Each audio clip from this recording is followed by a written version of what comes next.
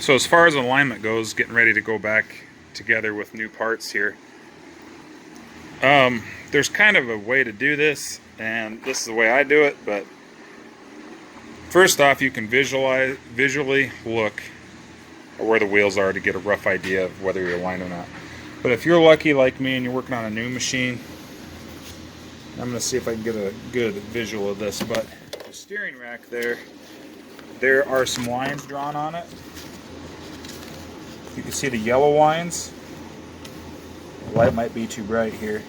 There's one on the top of the splines, and then there's one straight ahead of it there. If you can see it, right up against the black firewall there, or black bracket. That line, I've got it directly lined up with that top of that spline shaft. You can see that. Yep, there we go. So with that right in line, that should be dead center on the rack. Now if it's an older machine, those lines might be gone. But what I'm going to try to do is leave the rack in that spot and put everything together, and then when I'm done, align my steering wheel straight, as long as I don't touch this rack. And that's a good place to start. And from there, I mean, I really don't like tightening the steering wheel down until I might thread the nut on there, but not tighten it down.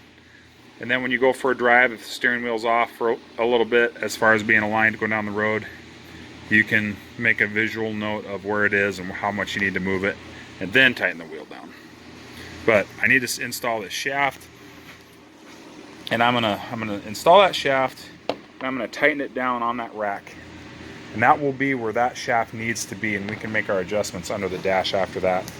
That's one of the more important parts. I mean, you don't leave that loose when you go to install everything under the dash. You want that bolt tight, that shaft on there, that bolt tight, before you do any tightening under the dash with your new power steering unit.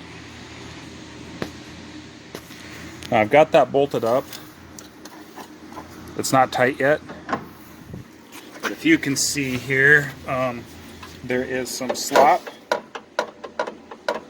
What I like to do is just kind of find the middle and tighten that bolt down. That gives you a little bit of slack, up or down if there is an issue down the line, or if the frame, the chassis flexes and moves, and as everything finds where it wants to be, that gives you a little bit of leeway. If you ever needed to do a steering rack replacement or something down the line, just try to find the middle there before you tighten that up. So this is the biggest pain in the butt about these kits. I'm going to try to explain this in a way that's not confusing. If I can get the light up in here the way I want it, so I'm not blinding everything. So everything on these kits is slotted. There's a slotted groove here on that plate for the motor. And the way you're going to tell where you want to be on that, if I can get in here, if you have a gap between there and the motor, you're going to be able to tell kind of where that wants to be, if that makes any sense. If you slide that up and it creates a gap, I mean, you're going to be able to find, if you've got these bolts just finger tight, not tight, but just finger tight, you can slide that shaft up and down, and you're going to find where that wants to ride. And if there's a gap in there, that's not where you want to tighten those down at. But for now, they're just sitting there, okay? There's the upper mounting point. It's on the left side of that frame up there. God, this is not ideal. But you can see it's just on the left side there. I have had kits where I've had to move this bracket over to the right side of that. But this is where I'm really kerfuffled here today. There's the two bolts. The left-hand bracket's bolted on here loosely. There's spacers in there. Inside there, there's spacers, so you don't squeeze that bracket too tightly. But right now, that's just basically as tight as I can get it and still be able to move things around. There are 2 bolt holes there that line up, supposed to line up, with this bracket. They are not lining up. This is not the first time I've had that problem. It's not even close.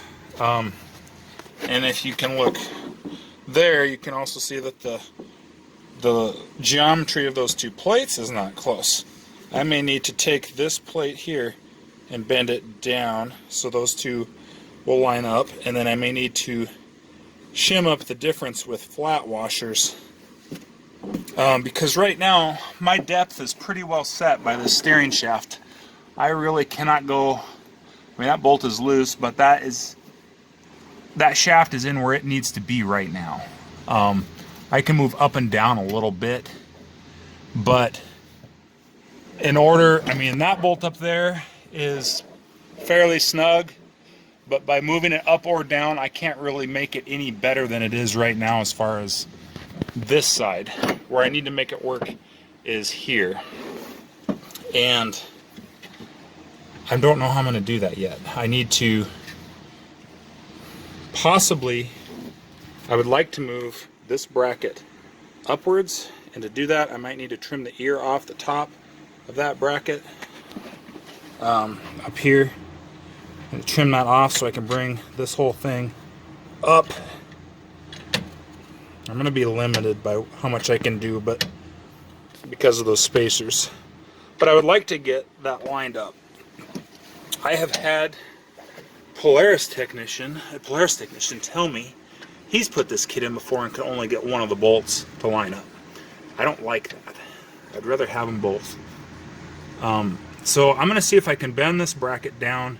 I'm going to cut the ear off the top so I can go up and maybe reduce the gap here and see what else we have to do to make this good. Because if you have a bind here, you go ahead and put those bolts in and tighten this up, you are going to put a bind on not only the motor but this shaft, and we don't want any binding going on.